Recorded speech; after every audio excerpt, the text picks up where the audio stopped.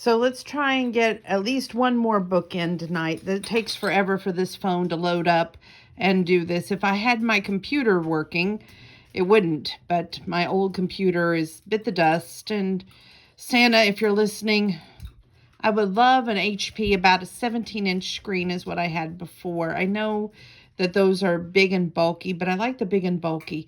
Either that or a new iPhone, but I would probably prefer a new computer. Anyway, enough said. No Chromebook, a computer. Richard Paul Evans, the author of The Christmas Box, The Christmas Candle, paintings by Jacob Collins. This was found at the Charleston, Illinois book sale. So I'm going to share this with you. It's called The Christmas Candle. And it's by Richard Paul Evans, paintings by Jacob Collins, Simon & Schuster Books for Young Readers. It says, to David, Heidi Scott, Mark Boyd, Van Sue, Barry, RPE, to Ann J.C. It says, on a snowy Christmas Eve, a young man made his way along a dark, deserted cobblestone street. His name was Thomas. He was wrapped in a woolen cloak, a knapsack flung across his back, and in his hand hung a tin candle lantern. Behind the lantern's glass panes sat remains of a spent candle. When he saw the glow of the candlelight through the shop window of a candelier, the village candle maker, he hurried his steps, turning onto a snow-covered pathway. In Thomas's way stood a beggar, shaking his cup for coins. Thomas pushed him aside impatiently and opened the door to the shop. Inside the shop were metal pots filled with the tallow and beeswax hung from the stone hearth.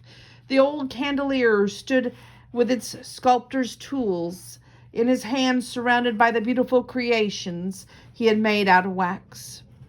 The old man gazed silently at Thomas, and as the young man glanced about at the rows of sculpted candles, there were sprites and fairies, angels with see-through wings, and fragile princesses in gowns as delicate as lace.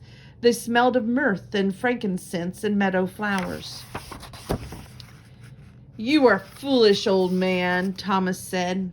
You spend hours making beautiful things. They devour themselves. How long before the flame melts an angel into an ugly clump of wax? He pointed to a roll of simpler candles. I only need a light. I will take one of those. The candelier looked steadily at Thomas. The Christmas candles are no good to you. Thomas was startled by the stern response, but he laughed. It would do me much good not to stumble in the dark. Are you playing with me, old man? I will not pay for more of your candles than it is worth. It is only worth 4 coppers, but you may find it costly. The man's words were strangely serious.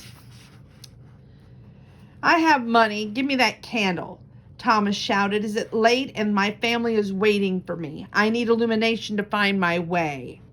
Then it is illumination you desire, the candelier asked softly. That is what I need, Thomas replied.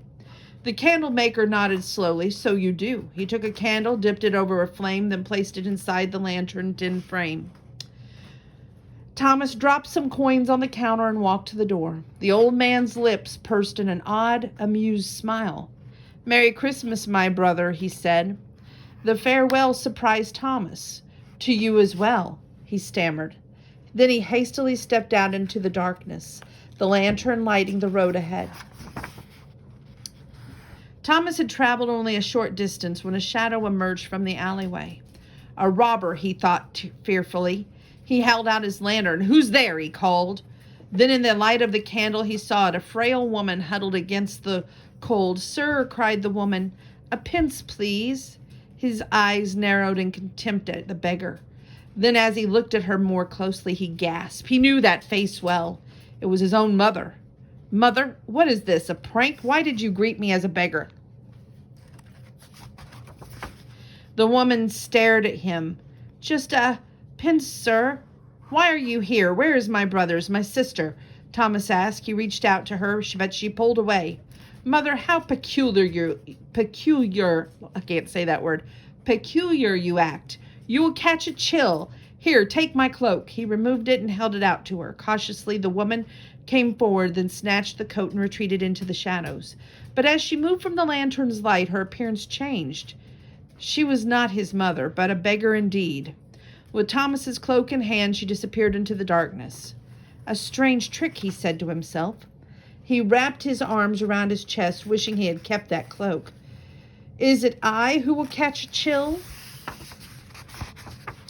Thomas walked on, quickening his pace, the frigid air as he passed beneath an awning of a darkened inn. The candle revealed another form, lying in a gutter. He held out the candle and again gasped, How the universe gone mad? Ellen, my brother, are you sick?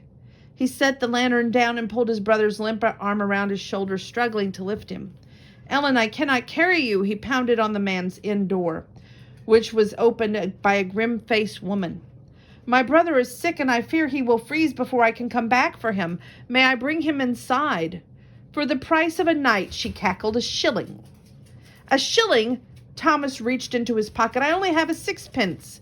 The old woman scowled and began to shut the door. Wait, my knapsack is worth more than a shilling, Thomas cried, and the trousers inside are newly tailored.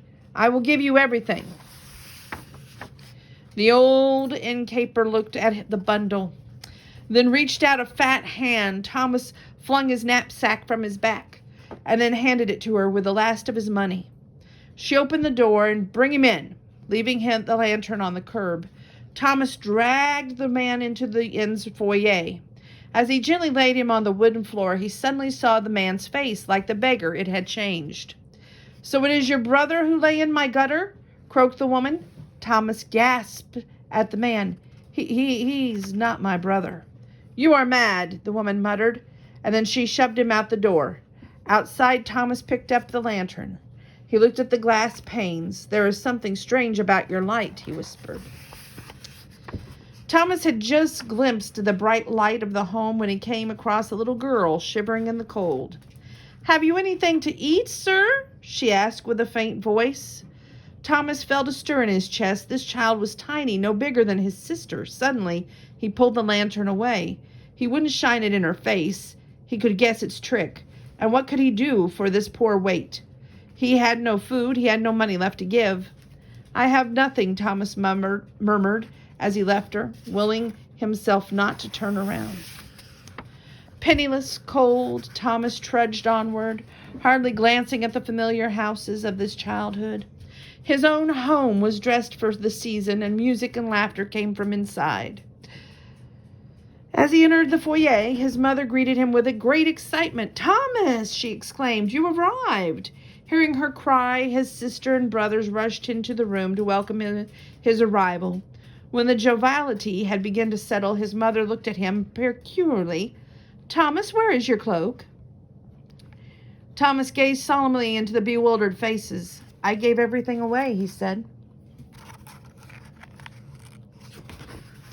To whom? His mother asked, puzzled. Thomas looked down at the waning Christmas candle.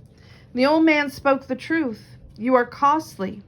A smile of understanding slowly spread across his face, but of great worth. What is the riddle? What old man? His sister asked. A wise man who sculpts candles, Thomas replied as he gazed at the face of his sister. And just then in his mind, her bright face became the woeful, hungry face of the poor child out in the cold. Thomas looked at the scrumptious banquet laid out on the table, and suddenly he turned to the door. Thomas, where are you going? His sister asked. I must see about another member of our family, he said. And as he left the warm, fragrant home for the cold night, Thomas' heart was warm with joy for the Christmas Eve, a lesson he learned well and taken it to heart. If we see things as they truly are, we will find that all, from great to small, belong to one family.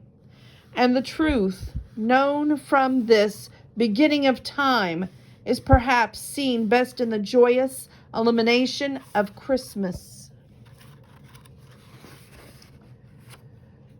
And here is a nice little saying that we're going to read here.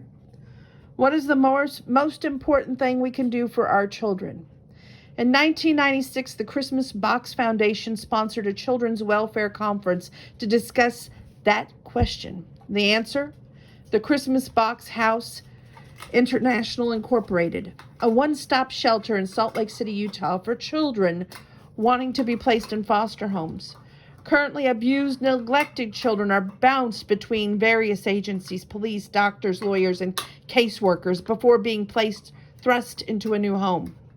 At Christmas Box House, those visits all occur at on site, providing familiarity and comfort at a difficult time. The child's first sight upon entering the home is an enormous Christmas tree with his or her very own toy underneath.